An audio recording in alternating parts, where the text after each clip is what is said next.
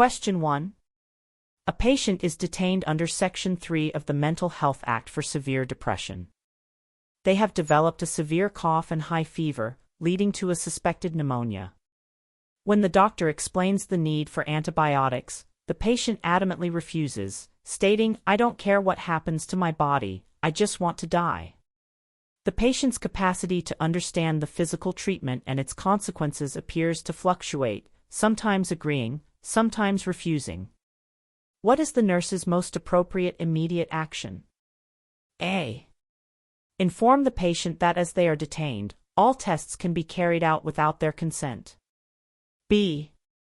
Administer the antibiotic covertly to prevent the pneumonia from worsening, given their suicidal ideation. C. Document the refusal, continue to monitor symptoms, and await a formal capacity assessment by the medical team for this specific physical treatment decision, alongside a multidisciplinary best interest meeting. D. Inform the patient that their refusal of physical treatment can be overridden because they are detained under the Mental Health Act. Answer: C. Document the refusal, continue to monitor symptoms, and await a formal capacity assessment by the medical team for this specific physical treatment decision, alongside a multidisciplinary best interest meeting. This question tests the complex application of the Mental Health Act, MHA, and the Mental Capacity Act, MCA. The keywords detained under Section 3, severe cough and high fever, suspected pneumonia, adamantly refuses, and capacity to understand the physical treatment, appears to fluctuate are crucial. Detention under the MHA primarily concerns mental health treatment and does not automatically remove a patient's capacity for physical health decisions. The nurse's immediate priority is to assess the patient's current capacity for this specific physical health decision, document their fluctuating consent, and escalate to the multidisciplinary team for a formal capacity assessment and a best interest meeting if the patient lacks capacity, ensuring any treatment is legally justified and in their best interests. Always remember that capacity is decision-specific and can fluctuate, requiring careful, ongoing assessment. Question 2. A patient with schizophrenia frequently reports seeing insects crawling on their skin and insists on scratching themselves until bleeding. They become very distressed when told the insects are not real. What is the nurse's most therapeutic and ethical response? A. Gently reassure the patient that the insects are part of their illness and offer a prescribed antipsychotic. B. Confront the patient directly, stating, "There are no insects. You are hallucinating, please stop scratching." C. Acknowledge the patient's distress, validate their feelings, "I can see how upsetting this is for you," offer a soothing activity, and gently redirect focus away from the delusion, while ensuring skin care. D. Call the doctor immediately to increase their antipsychotic medication dose. Answer: C.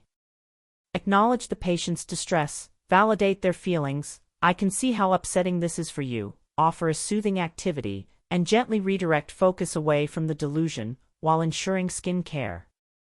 This question tests therapeutic communication skills when a patient is experiencing distressing hallucinations or delusions. The keywords seeing insects crawling on their skin, scratching themselves until bleeding, and very distressed when told the insects are not real highlight the importance of validating the patient's feelings without reinforcing the delusion. The most therapeutic response is to acknowledge their distress, offer comfort, and gently redirect their attention away from the delusion towards reality, simultaneously addressing the physical harm to their skin. For example, instead of arguing about the insects, a nurse might offer to apply a soothing cream to their skin. Always remember to validate the patient's feelings and experiences without confirming the reality of their delusions or hallucinations. Question 3. An elderly patient with severe, long-standing dementia consistently refuses all oral psychotropic medication, spitting it out or holding it in their mouth. The multidisciplinary team has agreed that the medication is essential for managing severe agitation and aggression, which puts the patient and others at risk. What is the nurse's most appropriate next step in ensuring medication administration? A. Withhold the medication until the patient is more cooperative to avoid a struggle. B. Explain to the patient, using simple language, that they must take their medication. C. Initiate a formal, covert medication review process involving the patient's next of kin, doctor, pharmacist, and relevant mental capacity assessment, adhering strictly to best interest principles. D. Mix the medication secretly in their food or drink without involving others. Answer: C. Initiate a formal, covert medication review process involving the patient's next of kin, doctor, pharmacist, and relevant mental capacity assessment, adhering strictly to best interest principles. This question tests the complex legal and ethical considerations around administering medication without a patient's overt consent, specifically for patients who lack capacity. The keywords severe, long-standing dementia, consistently refuses all oral psychotropic medication, and essential for managing severe agitation and aggression indicate a need for covert medication. The most appropriate and legally compliant action is to initiate a formal, covert medication process, which requires a multidisciplinary team decision, including pharmacist and family/next of kin, and a formal best interest assessment under the Mental Capacity Act, ensuring transparency and accountability. For instance, explaining to the family the benefits and risks, and why it's considered in the patient's best interest. Always remember that covert medication is a serious intervention requiring a rigorous, documented, and multidisciplinary best interest process. Question 4. A patient, admitted voluntarily, has a history of severe self-harm. They express intense urges to cut themselves and ask the nurse for a sharp object, promising to tell the nurse before they use it. The patient states, "I just need to know I have control." What is the nurse's most appropriate response and action? A. Provide a dull object, such as a plastic knife, to give the patient a sense of control. B. Respect the patient's autonomy and provide a supervised sharp object, as they promise to communicate. C. Decline the request firmly, acknowledge their distress, offer alternative coping strategies, e.g., distraction, sensory items, increase observations, and review safety planning with the multidisciplinary team. D. Place the patient in seclusion immediately to prevent self-harm. Answer: C. Decline the request firmly, acknowledge their distress, offer alternative coping strategies, e.g., distraction, sensory items, increase observations, and review safety planning with the multidisciplinary team. This question tests the balance between patient autonomy, professional boundaries, and ensuring patient safety in the context of self-harm. The keywords history of severe self-harm, intense urges to cut themselves, ask the nurse for a sharp object, and I just need to know I have control highlight a high-risk situation.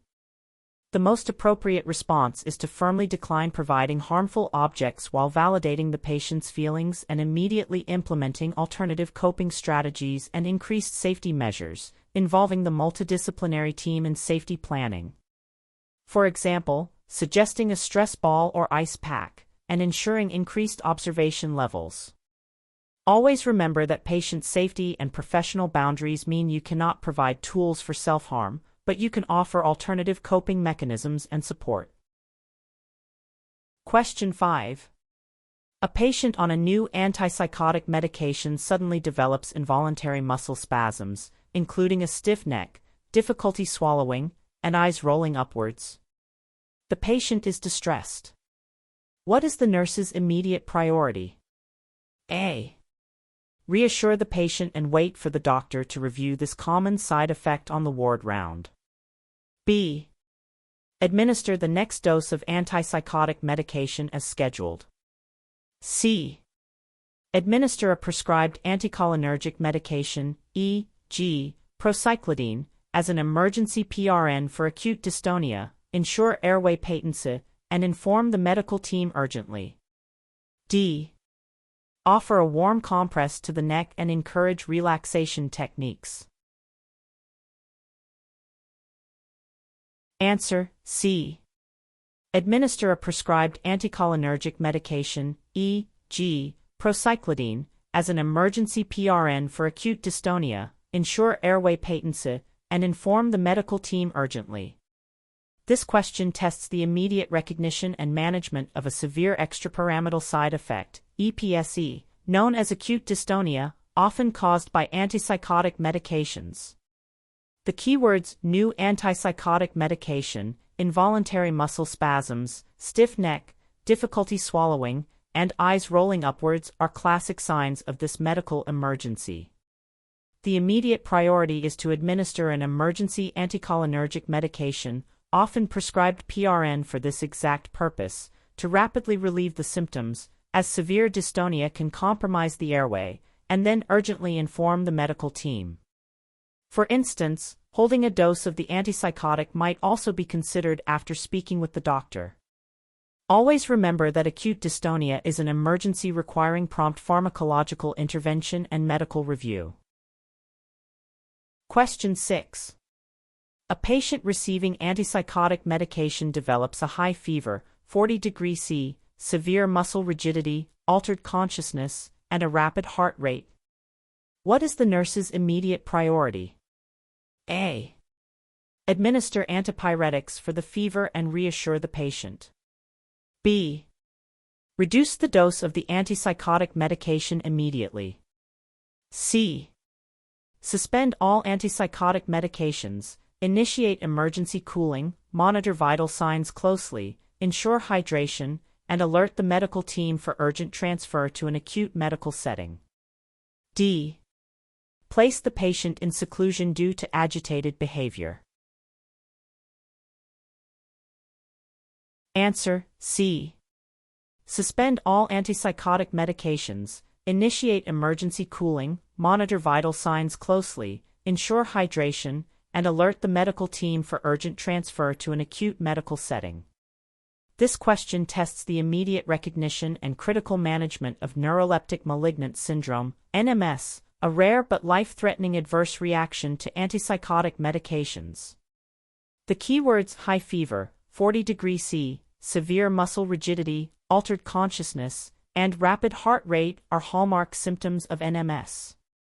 The immediate priority is to stop all antipsychotic medications, provide aggressive supportive care, cooling, hydration, closely monitor vital signs, and seek urgent medical assistance for transfer to a higher level of care. For example, immediately calling for medical assistance while applying cooling blankets. Always remember that NMS is a medical emergency requiring rapid intervention and cessation of the causative drug. Question 7. A nurse is in a public area of the hospital when they overhear two colleagues loudly discussing a patient's sensitive mental health diagnosis and recent traumatic admission details. The patient is not present, but other visitors are nearby. What is the nurse's most appropriate immediate action? A. Ignore the conversation, as they are not directly involved in the patient's care. B. Discreetly approach the colleagues and remind them of patient confidentiality, suggesting they move to a private area for discussion. C. Immediately report the colleagues to the police for breaching data protection. D. Join the conversation to gather more details before deciding on action. Answer B. Discreetly approach the colleagues and remind them of patient confidentiality, suggesting they move to a private area for discussion. This question tests professional conduct and the duty to uphold patient confidentiality, as per the NMC Code. The keywords public area, loudly discussing a patient's sensitive mental health diagnosis and traumatic admission details, and other visitors are nearby highlight a serious breach of privacy. The most appropriate immediate action is a polite, discreet intervention to remind the colleagues of their professional obligation, suggesting they continue their conversation in a private, secure setting, and then escalating if the behavior persists. For instance, approaching them calmly and saying, "Excuse me, I think this discussion might be better suited for a more private area." Always remember that patient confidentiality is paramount, and it is your professional duty to intervene when it is compromised. Question 8. A patient on an acute psychiatric ward confides in their nurse, expressing a clear and credible plan to seriously harm a specific individual upon discharge. The nurse assesses the risk as high. What is the nurse's primary professional responsibility? A. Maintain strict confidentiality, as the patient confided in the nurse. B.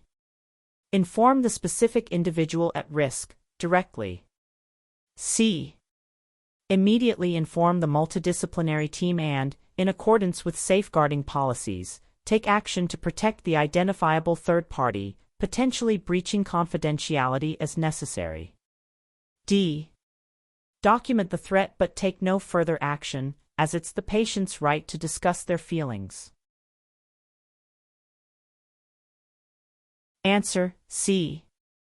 Immediately inform the multidisciplinary team and, in accordance with safeguarding policies, take action to protect the identifiable third party, potentially breaching confidentiality as necessary. This question tests the complex ethical and legal concept of the duty to warn or duty to protect, which can override patient confidentiality. The keywords confides, clear and credible plan to seriously harm a specific individual, and assesses the risk as high indicate an imminent threat. The nurse's primary responsibility is to safeguard identifiable third parties from serious harm, which necessitates breaching confidentiality to inform the multidisciplinary team and initiating safeguarding procedures to protect the person at risk. For example, reporting this immediately to the responsible clinician and documenting all actions taken. Always remember that while confidentiality is crucial, it is not absolute when there is an imminent and serious risk of harm to an identifiable individual. Question 9. A patient, who has expressed romantic feelings towards their nurse, offers the nurse a very expensive, handmade piece of jewelry as a personal gift upon discharge, stating, "This is just for you, as a thank you." What is the nurse's most appropriate response? A. Accept the gift to maintain the therapeutic relationship and not offend the patient.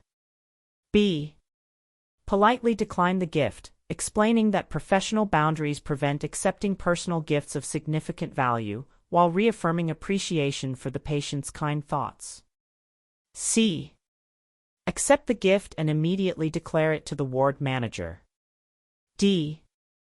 Suggest the patient give the gift to a charity instead. Answer: B. Politely decline the gift, explaining that professional boundaries prevent accepting personal gifts of significant value, while reaffirming appreciation for the patient's kind thoughts. This question tests a nurse's understanding of professional boundaries, particularly when a patient attempts to cross them with a personal gift. The keywords expressed romantic feelings, very expensive, handmade piece of jewelry, and personal gift highlight a significant boundary crossing.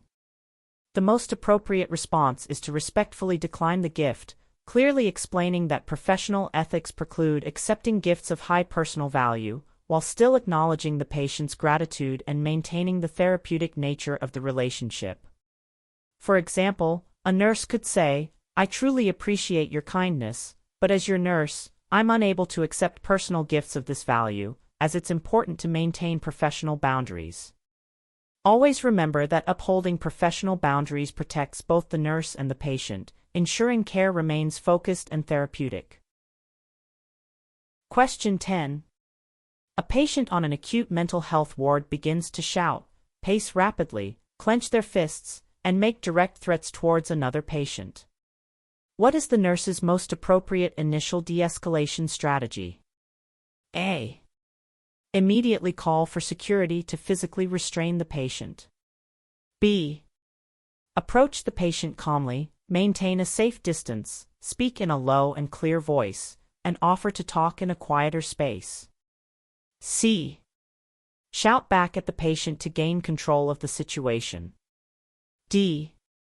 Tell the patient they will be sanctioned if they do not stop immediately. Answer B. Approach the patient calmly, maintain a safe distance, speak in a low and clear voice, and offer to talk in a quieter space. This question tests a nurse's ability to de-escalate escalating aggression, a critical safety skill in mental health nursing. The keywords shout, pace rapidly, clench their fists, and make direct threats indicate escalating agitation. The most appropriate initial strategy is a calm, non-confrontational approach, maintaining safety, and offering a less stimulating environment to reduce external triggers and encourage verbal communication. For example, speaking softly and slowly, saying, "I can see you're very upset. Would you like to talk about it in the quiet room?" Always remember that de-escalation prioritizes safety through calm, non-threatening communication and environmental control before resorting to physical interventions. Question 11. A patient with a diagnosis of bipolar disorder, who has full mental capacity, created an advanced decision to refuse treatment, ADRT, during a period of wellness, explicitly refusing antipsychotic medication during future severe manic episodes. Currently, the patient is experiencing a severe manic episode, lacks capacity, and the medical team believes antipsychotics are essential. What is the nurse's professional responsibility regarding the ADRT? A. Disregard the ADRT, as the patient's current severe mania overrides previous decisions. B. Uphold the ADRT as legally binding, ensuring that antipsychotic medication is not administered, provided the ADRT is valid and applicable under the Mental Capacity Act. C. Administer the antipsychotic medication, as it is in the patient's best interests to treat the mania. D. Convene an urgent best interest meeting to decide whether to follow the ADRT. Answer B. Uphold the ADRT as legally binding, ensuring that antipsychotic medication is not administered, provided the ADRT is valid and applicable under the Mental Capacity Act. This question tests the complex legal and ethical weight of an advanced decision to refuse treatment, ADRT, under the Mental Capacity Act 2005. The keywords full mental capacity created an advanced decision to refuse treatment, ADRT, explicitly refusing antipsychotic medication, severe manic episode, lacks capacity, and medical team believes antipsychotics are essential or crucial. A valid and applicable ADRT, made by a competent adult, is legally binding and must be respected even if healthcare professionals believe the treatment is in the patient's current best interests. For example, the nurse would ensure that the medical team is aware of the ADRT and that alternative, non-refused treatments are explored. Always remember that a valid and applicable ADRT overrides best interests decisions regarding that specific treatment. Question 12. A community mental health nurse is visiting an elderly patient with mild cognitive impairment. The patient confides that their adult child, who is their primary caregiver, has been taking their pension money and not buying adequate food. The patient expresses fear of repercussions if this is reported. What is the nurse's primary responsibility? A. Respect the patient's wish not to report due to fear of repercussions. B. Immediately confront the adult child about the alleged abuse. C. Document the disclosure and, adhering to safeguarding policies, raise a safeguarding concern with the local authority, balancing the patient's wishes with the duty to protect from harm. D. Advise the patient to move out of their child's home. Answer C. Document the disclosure and, adhering to safeguarding policies, raise a safeguarding concern with the local authority, balancing the patient's wishes with the duty to protect from harm. This question tests the complex ethical dilemma of balancing a vulnerable adult's wishes with the duty to safeguard from harm. The keywords mild cognitive impairment, adult child, taking their pension money and not buying adequate food, and expresses fear of repercussions if reported indicate financial and neglectful abuse. The nurse's primary responsibility is to follow local safeguarding policies by raising a concern with the relevant authority, even if the patient is reluctant, carefully balancing their wishes against the duty to protect from significant harm.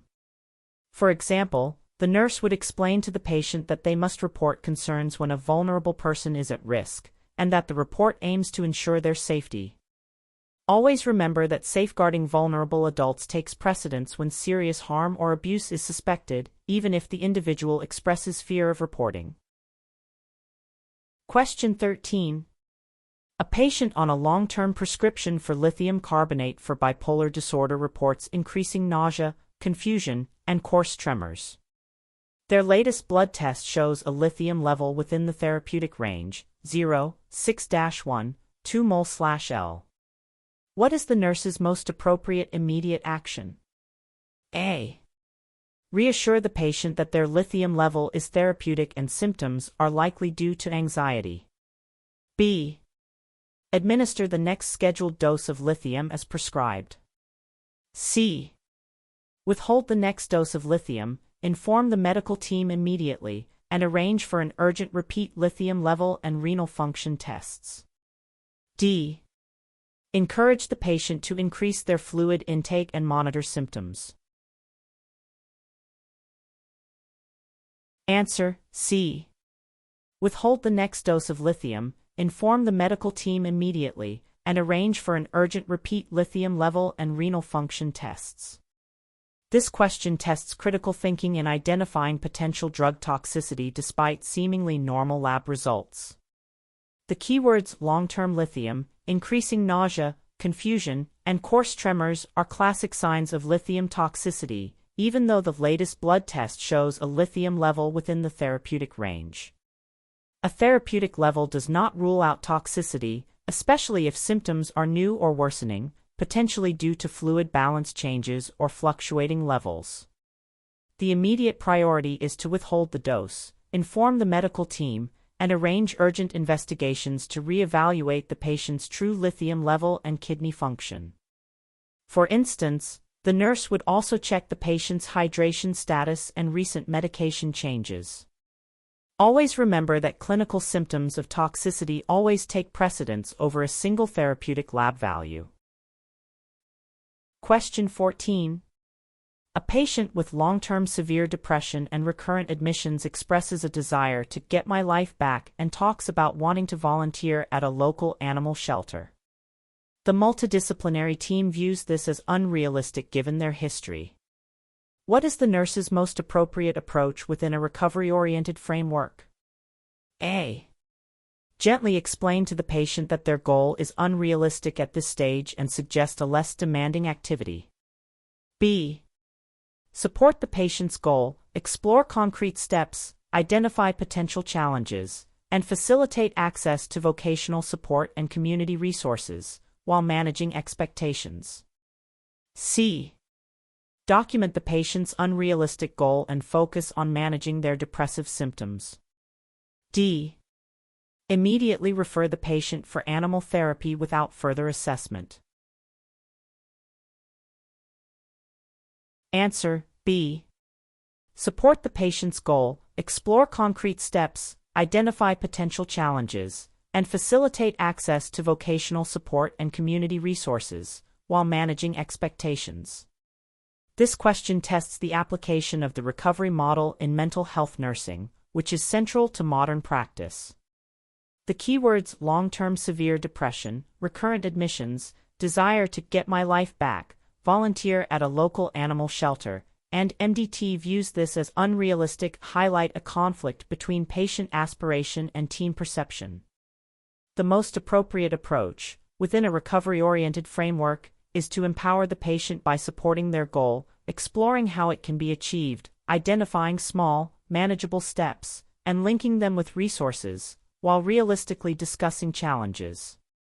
For example, helping the patient research local shelters, or connecting them with a vocational support worker.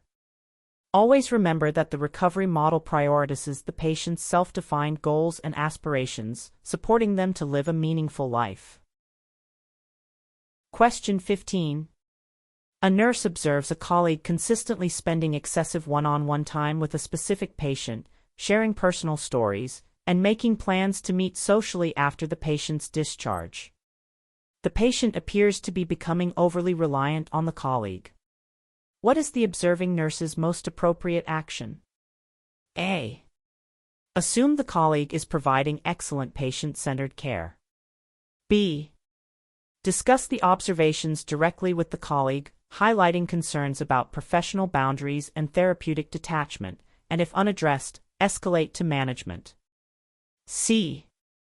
Inform the patient that the colleague cannot meet them socially. D. Document the observations but take no further action, as it is not directly harmful. Answer: B. Discuss the observations directly with the colleague, highlighting concerns about professional boundaries and therapeutic detachment, and if unaddressed, escalate to management. This question tests a nurse's understanding of professional boundaries and their responsibility to address inappropriate conduct in a colleague. The keywords excessive one-on-one time, sharing personal stories, making plans to meet socially after discharge, and patient appears to be becoming overly reliant clearly indicate a breach of professional boundaries. The most appropriate action is a direct, professional discussion with the colleague to address these concerns, explaining the potential harm to the patient and the therapeutic relationship. If the issue is not resolved, or if it represents a pattern of behavior, the observing nurse has a duty to escalate to management. Always remember that maintaining professional boundaries is crucial for ethical and effective care, and it is a shared responsibility to ensure these are upheld. Question 16. A patient with a dual diagnosis of severe enduring mental illness and a new colostomy, surgical opening for waist, is medically ready for discharge. They live alone in supported accommodation, but express significant fear and difficulty in managing their colostomy independently. Community mental health services are stretched. What is the nurse's most crucial discharge planning intervention? A. Discharge the patient, assuming they will manage, as they are medically fit. B. Arrange for the patient to remain in hospital until community services improve. C. Initiate a robust multidisciplinary discharge plan, including immediate liaison with stoma care, community nursing, mental health teams, and social services to ensure a comprehensive, integrated package of ongoing support and training before discharge. D. Provide the patient with detailed written instructions on colostomy care and a list of community contacts. Answer: C. Initiate a robust multidisciplinary discharge plan, including immediate liaison with stoma care, community nursing, mental health teams, and social services to ensure a comprehensive, integrated package of ongoing support and training before discharge. This question tests advanced discharge planning, particularly for patients with complex physical and mental health needs and social vulnerabilities. The keywords dual diagnosis, severe enduring mental illness, new colostomy, lives alone in supported accommodation, significant fear and difficulty in managing, and community mental health services are stretched indicate a very high risk of readmission or poor outcomes without comprehensive support. The most crucial intervention is a collaborative, multidisciplinary discharge plan that integrates specialist physical care, stoma care, community nursing, with mental health and social support to ensure a safe and sustainable transition. For example, arranging for a joint home visit by a community mental health nurse and a stoma nurse. Always remember that for complex patients, discharge planning must be holistic and integrated across all care providers to be effective. Question 17. A patient with chronic panic attacks describes experiencing a rapid heartbeat and feeling like they are having a heart attack during an attack. From a cognitive behavioral therapy (CBT) perspective, what is the nurse's most appropriate initial intervention? A. Reassure the patient that it is not a heart attack. B. Encourage the patient to distract themselves with a pleasant activity. C. Guide the patient to identify and challenge their catastrophic thought patterns, I am having a heart attack, and reframe them, while practicing slow breathing techniques. D. Immediately call for an ECG to rule out cardiac issues. Answer: C. Guide the patient to identify and challenge their catastrophic thought patterns, I am having a heart attack, and reframe them, while practicing slow breathing techniques. This question tests the application of cognitive behavioral therapy, CBT, principles in managing anxiety. The keywords chronic panic attacks, rapid heartbeat, and feeling like they are having a heart attack highlight the cognitive component, catastrophic thinking, of panic. From a CBT perspective, the most appropriate initial intervention is to help the patient identify and challenge these distorted thought patterns, replacing them with more realistic interpretations, combined with physical calming techniques like breathing exercises. For example, exploring what evidence supports their heart attack thought versus what evidence doesn't. Always remember that CBT for panic focuses on breaking the cycle between physical sensations, catastrophic thoughts, and escalating anxiety. Question 18. A patient detained under Section 3 of the Mental Health Act is requesting Section 17 leave, community leave.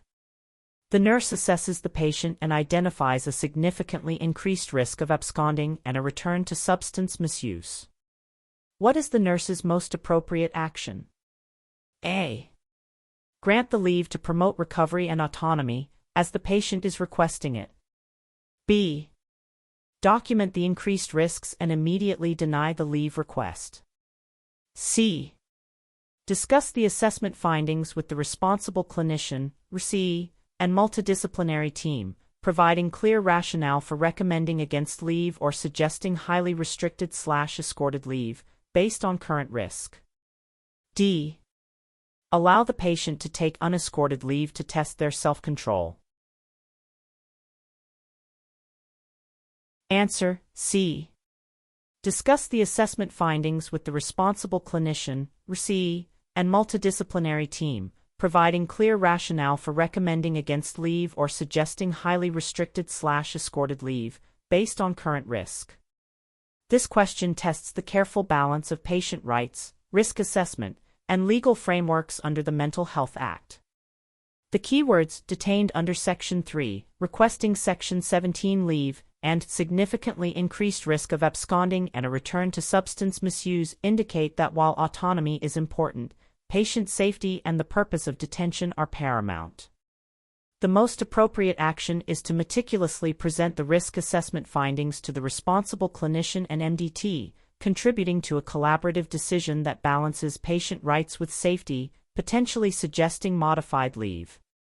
For example, presenting a clear summary of recent behaviors that indicate increased risk. Always remember that Section 17 leave decisions are multidisciplinary and must prioritize safety and the patient's recovery goals. Question 19. A patient is scheduled for their third session of electroconvulsive therapy, ECT. On the morning of the procedure, despite having previously consented, the patient appears visibly distressed, withdrawn, and repeatedly states, "I don't want it today." The patient has fluctuating capacity due to severe depression. What is the nurse's most appropriate action? A. Gently encourage the patient, reminding them of the previous positive effects, and prepare them for the procedure. B.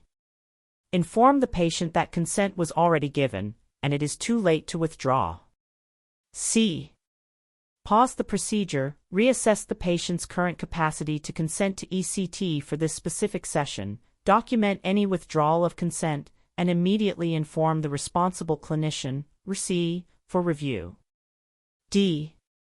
Administer a pre-medication to calm the patient's distress before ECT. Answer: C. Pause the procedure, reassess the patient's current capacity to consent to ECT for this specific session, document any withdrawal of consent, and immediately inform the responsible clinician, RC, for review. This question tests the critical principle of ongoing consent and capacity for high-risk procedures like ECT. The keywords scheduled for third session, previously consented, visibly distressed, withdrawn, repeatedly states, "I don't want it today," and fluctuating capacity are crucial. Consent is dynamic and can be withdrawn at any time if the patient has capacity. The immediate priority is to pause the procedure, reassess their current capacity for this specific decision, respect any valid withdrawal of consent, and urgently involve the responsible clinician for review and appropriate legal action, e.g., a formal second opinion appointed doctor, SO80, review if treatment is still deemed essential under the MHA. For example, asking open-ended questions like, "What makes you feel that way today?" to assess their understanding. Always remember that even previously given consent can be withdrawn, and capacity must be continuously reassessed for each procedure. Question 20. A patient detained under Section 3 of the Mental Health Act demands to be given a copy of their detention papers and information about their rights immediately. The ward is very busy, and the administrative office is closed. What is the nurse's immediate responsibility? A. Explain that the administrative office is closed and they will receive the papers on the next working day. B. Verbally explain their rights to them. C. Provide the patient with a copy of their detention papers and a written statement of their rights without delay, even if this requires locating a duplicate or printing outside normal office hours. D. Tell the patient they don't have many rights while detained. Answer, C. Provide the patient with a copy of their detention papers and a written statement of their rights without delay, even if this requires locating a duplicate or printing outside normal office hours. This question tests a nurse's understanding of patient rights under the Mental Health Act, MHA, particularly the right to information. The keywords detained under Section 3 demands to be given a copy of their detention papers and information about their rights immediately, and ward is very busy, administrative office is closed highlight a patient's legal entitlement. Under the MHA, patients have a right to receive these documents and information without delay. The nurse's immediate responsibility is to ensure these legal rights are met by finding a way to provide the documents promptly, even outside normal administrative hours. For example, having access to emergency copies or being able to print them from a secure system. Always remember that a detained patient's legal rights, especially to information, must be upheld promptly. Question 21. Following a physical restraint to manage a seriously aggressive patient, all immediate risks have been contained. What is the nurse's immediate priority regarding the patient and staff involved in the incident? A.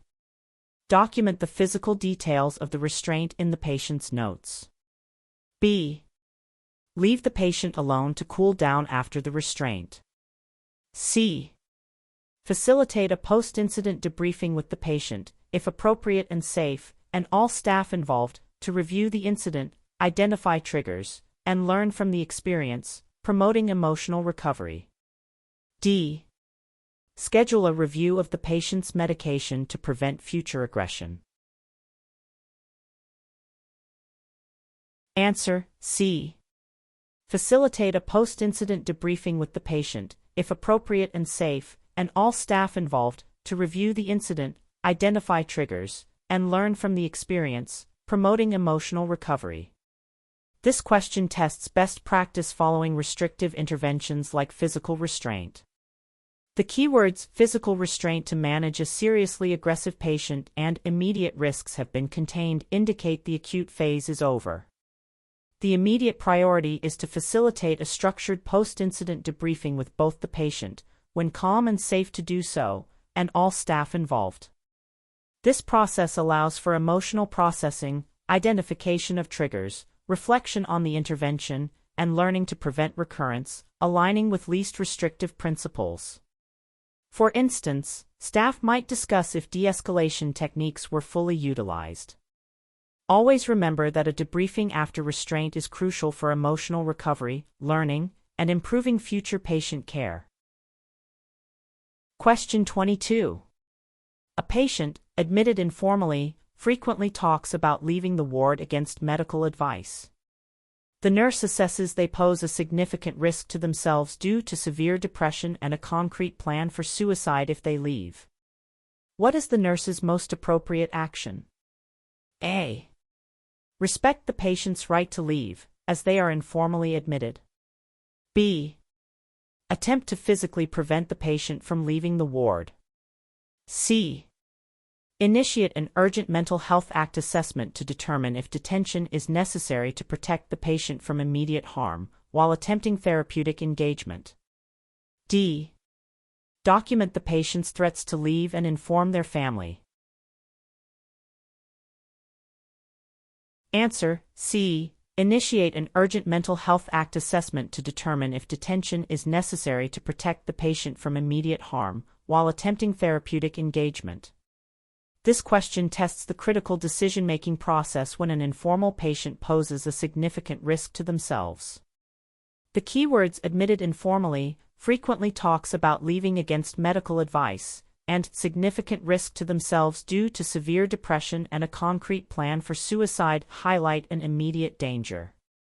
While informal patients have the right to leave, this right is overridden if their capacity is impaired and there's an immediate, serious risk of harm to self or others. The most appropriate action is to initiate an urgent Mental Health Act assessment to legally detain them if criteria are met, while continuing therapeutic engagement to de-escalate, for example, completing Section 5(2) paperwork to temporarily hold the patient for an assessment. Always remember that patient safety, especially from self-harm, takes precedence over informal status when a severe and immediate risk is present.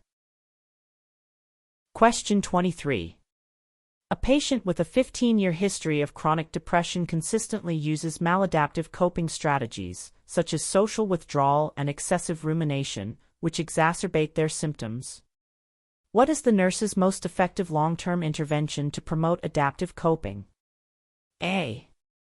Advise the patient to think positive and spend more time with friends. B. Administer prescribed antidepressant medication and monitor its effectiveness. C.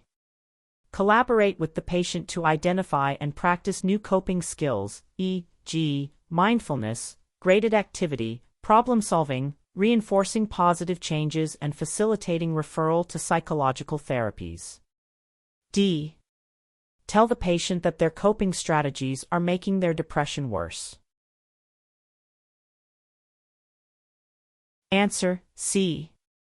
Collaborate with the patient to identify and practice new coping skills, e.g., mindfulness, graded activity, problem-solving, reinforcing positive changes and facilitating referral to psychological therapies.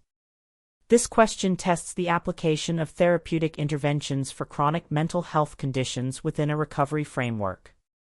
The keywords 15-year history of chronic depression, consistently uses maladaptive coping strategies, and exacerbate their symptoms indicate a deeply ingrained pattern.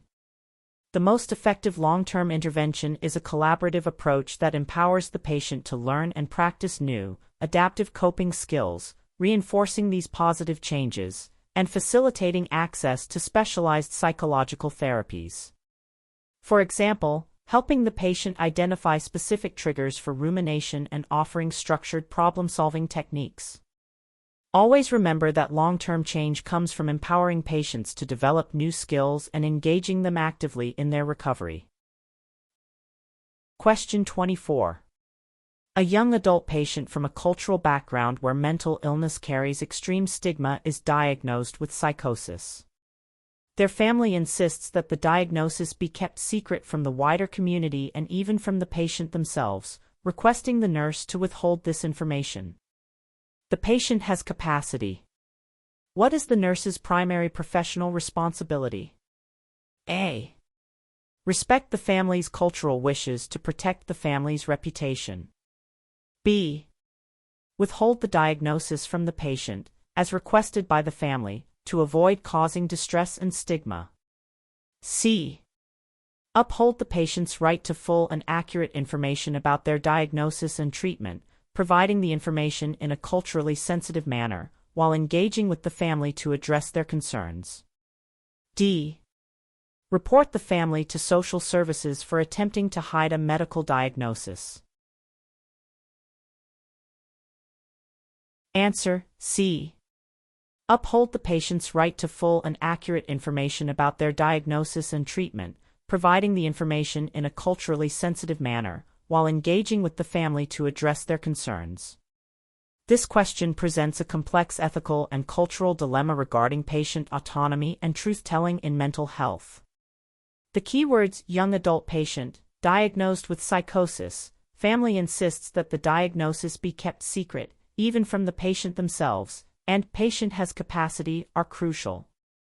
When a patient has capacity, their right to self-determination and to receive full, accurate information about their health is paramount and overrides family wishes, even if culturally driven. The nurse's responsibility is to advocate for the patient's right to information, delivering it sensitively, while also engaging the family to understand and address their concerns about stigma. For example, the nurse would explain to the family that the patient has a right to know about their health, and then work with both the patient and family to find ways to manage the stigma. Always remember that a competent patient's right to information about their own health takes precedence over family wishes, even in culturally sensitive situations. Question 25. A patient on long-term atypical antipsychotic medication reports feeling excessively thirsty and is frequently urinating. They have also gained significant weight. What is the nurse's most appropriate immediate action? A. Advise the patient to drink more water and encourage exercise. B.